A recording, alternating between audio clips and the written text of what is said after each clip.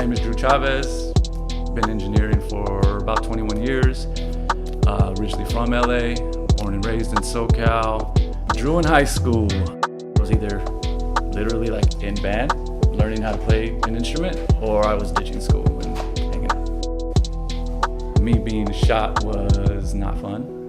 I think it was a mistaken identity. They thought we were some dudes that were up the street that they were trying to retaliate against, and we just happened to be hanging out. And I was sitting on this little wall. They came out the sunroof. I saw that handgun. I flipped right over, took one to the back. Yeah, they said it's too close to my spine, so they don't want to take it out. Some gangbang homie that I hung out with, he was like, "Who's gonna shoot a fucking DJ?" Because it was like, dude, like I was known as the music dude. From DJing, I had met a fellow DJ, and he said, "Hey, I'm gonna go to this engineering school in Hollywood. You want to go?" I said, "What the hell is that? What's an engineer?" You know? So I went to the orientation at MI and figured out like, yo, this is an actual position that I could do. Like, this is fire. And I kind of left DJing at that point and went straight to, and I just been in the studio ever since. I was able to work under a guy named Brian Springer. He worked with Murder Inc. and he brought me in there. I think we did like 2 years with Murder Inc. during the whole Ashanti, Ja Rule, Pain Is Love era. And from there, I met Linda Perry. I was her everyday engineer for about 10 years. And working with her as a producer, I mean everyone from Alicia Keys to Celine Dion to Faith Hill to Christina Aguilera, Gwen Stefani. I mean, just a very, very lucky to be able to work with those people. And then an all moment story for me would be working with Alicia Keys and Steven Tyler. Two people I didn't really think I'd ever work with.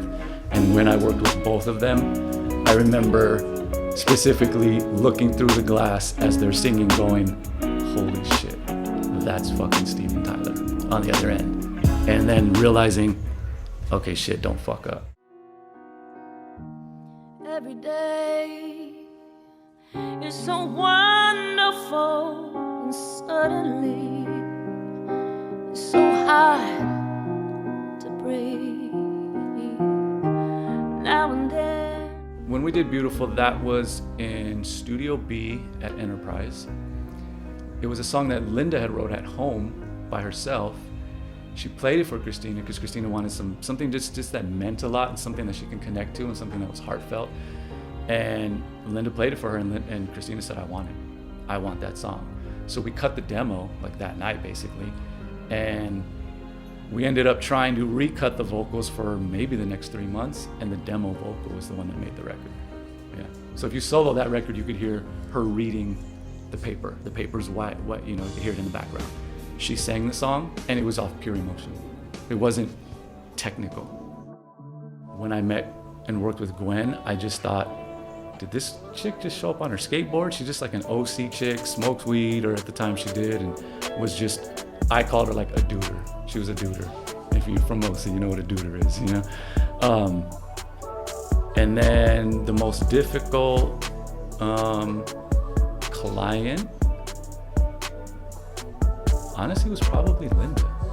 What I'm working on now, I've been doing a lot of mixing, which I'm enjoying. I do like tracking sessions though, so every now and then I have to do one of those. On top of that, developing artists. Love to get that kind of fell in my lap in a way, and I'm super open to it. I think that's another aspect that I haven't done as an engineer, is helping develop artists, giving my opinion and kind of rearranging songs and doing it that way. And what I think the future holds is, aside from getting Weddington completely functional with all 4 rooms, is the development of artists for our spot.